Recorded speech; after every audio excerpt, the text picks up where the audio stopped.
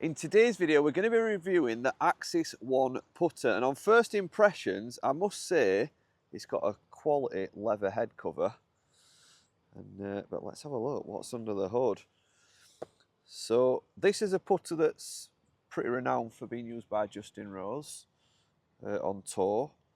I mean, first impressions, quality of the head, the engineering and the quality, I mean, it stands out, doesn't it, as one of the better ones we've seen.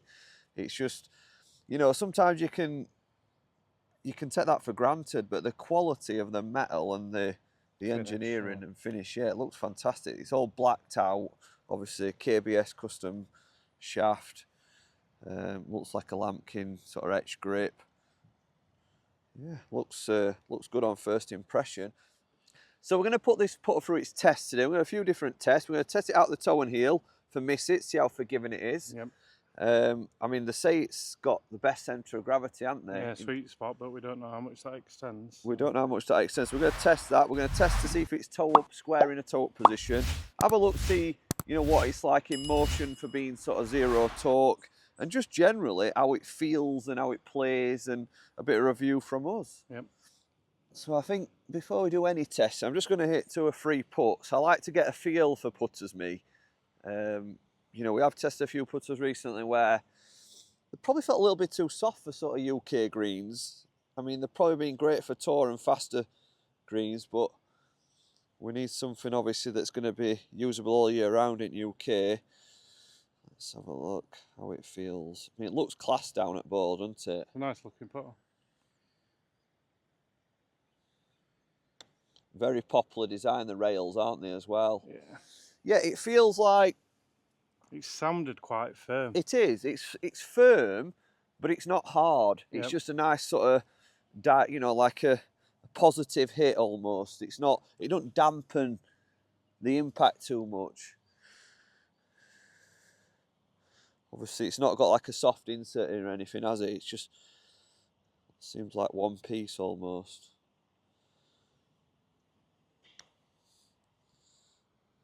I don't feel like I'm having to hit the ball too hard. I'm just like letting the putter do the work, which is quite nice. And obviously I am enjoying, because I've not had a putter with sort of like rails on like this. I know it's quite a popular design on tour and amongst sort of amateur golfers, but it is nice to have that rail, because I do like to try to take the putter obviously relatively square back and through. Well, that's the intention. Don't like to have much of an arc.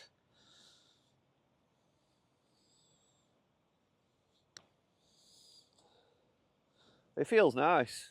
It really does feel nice.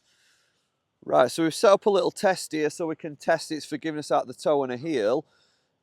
Using this length backstroke, I've just managed to get it to the hole from the centre spot. Now we're going to try it at the toe with the same length stroke to see how forgiving it is on misses. And you might laugh thinking, well, who's going to hit it that far at the toe? You've just seen probably a recent video we did with a LAB putter where we were testing it on Sam Lab, and I've never had my putting stroke under so much scrutiny because I didn't realise I were catching it towards the toe. Oh, it's the same, yeah. Never even realised. So for me, like, and I mean, to the point where I think if I were any closer to the toe, I'd have shanked the putter. But you just don't sometimes pick up on these things yourself. You just think that you're hitting it out the middle. So I would advise everybody, you know, sort of videos the stroke from behind and has a real good look at where they're striking it. So I can go back to there and let's see if it affects the distance. I mean, this is really toe. I'm surprised at that because I don't think, obviously it's not gone quite to the hole, no, but it's done very well, hasn't it, for such a miss it.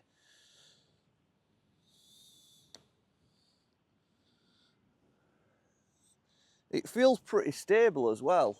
You know, like when you're hitting it. I mean, sound-wise, I don't know if I kind of picked it.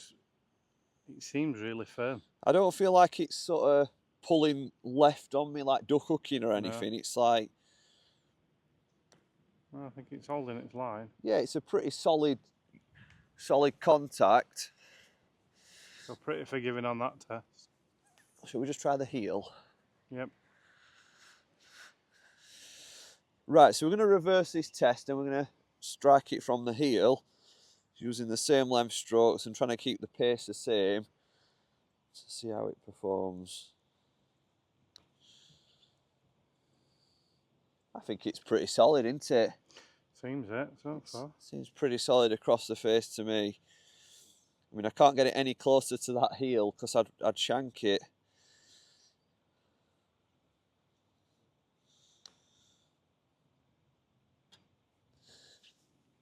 I was really scared I was going to shank that one, but it seems quite forgiving across the face in terms of you don't lose any distance if you mishit it. And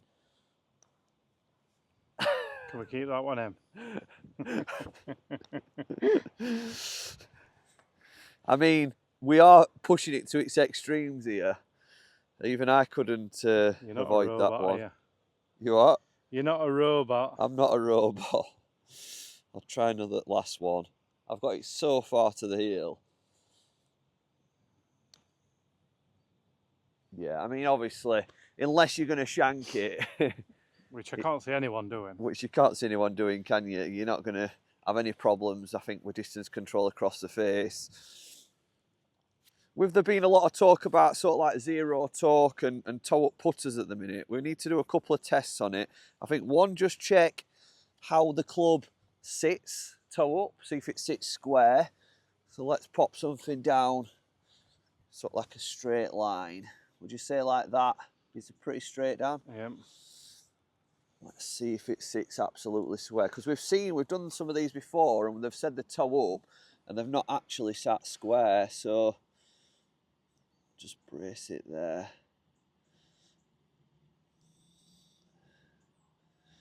I mean, that looks very square to me. I don't know what you're seeing from that side.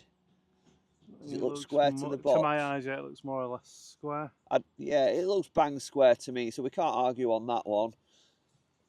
So there's a lot of talk about zero torque putters online at the minute, and I think it won't be long before we see some sort of robotic sort of machines to measure zero torque. But we've got obviously a revealer, so this is designed to show whether there's any sort of torque, you know, as the putter's being used in motion.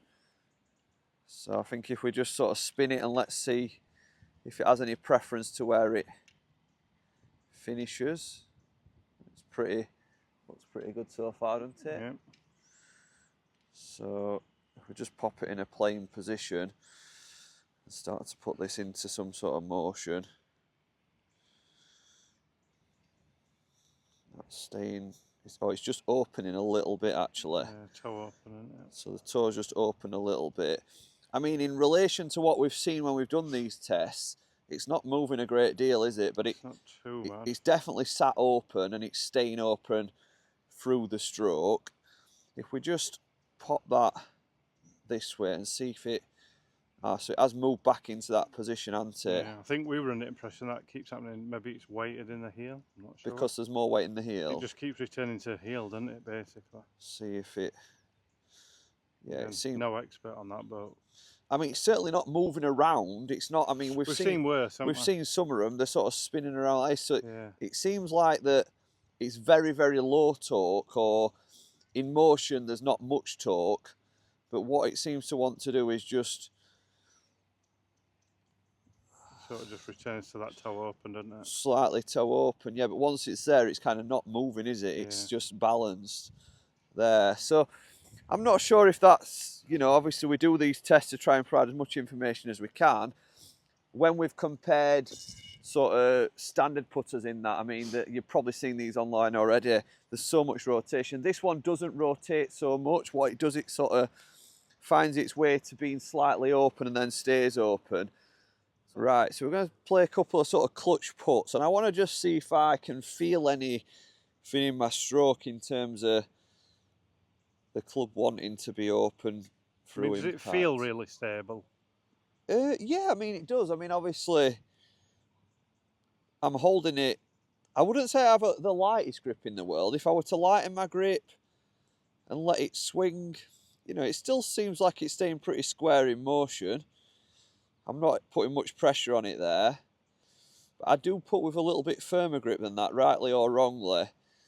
So, during motion,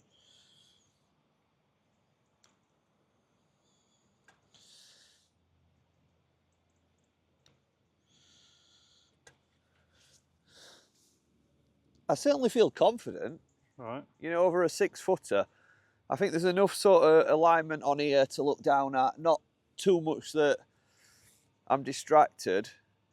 I'm sort of trying to go through process aligning the 2 lines so they sit square to line on the top of the ball. And then once I'm there, just let the putter go. I feel confident enough just to sort of take it back and let it go. And I can't say I can feel that there's much, you know, there's like any twist in the putter as I'm using it. And I can tell you now, obviously I've been using a couple of zero torque putters, Odyssey, LAB, and when I've gone back to a standard putter, I have really felt torque. And I can honestly say, I don't feel loads of torque in this, even though the reveal has shown that it sits a little bit open, or it wants to move to open. But I think there's one thing I can certainly say, having tested quite a few putters recently, this is one of the better engineered ones in terms of quality of build. Yep. And we'll get a little bit more into that when we start to do comparisons, but you know, I've used Odyssey putters for quite a while, and I think when you start putting an Odyssey putter at 249 against this and a LAB, you can see a bit of a difference in engineering and quality. Yep. Which honestly, it shocked me because I've used Odyssey for so long, and I think I've always said with Odyssey, you get such a good value putter for your money, but now there's these sort of brands on the market that are sort of $400 to $600. I think you are starting to see that Odyssey's now not the premium of putters anymore, are they? No, without a doubt. I mean, we can only be as honest as we can be. They're very, very good. You get a lot of value for your money. But as soon as you look at these sort of engineering and quality of these, they're just a step up, aren't they? So this was the Axis One Stealth at 449. And I think to conclude, it's safe to say if you're looking in the zero torque category, then it's definitely one you can't overlook. I think engineering and quality-wise, feel-wise, and looks-wise, it's absolutely fantastic. And you know, we will be doing some comparisons with Odyssey and LAB and you know the other sort of zero torque putters in the future. But first impressions, and I'm looking forward to getting this out on the course. Yeah, no, it looks a good solid offer, doesn't it? No negatives so far. We're going to try it out on the course today. Obviously, we'll put some overlays on or us playing with it, and hopefully we're going to hold some putts with it. Right, so. Guys, thanks for watching. I hope you're enjoying the videos. If you're not already subscribed, hit the subscribe button, and we'll see you in a couple of days' time. Bye. Great putt. Cheers.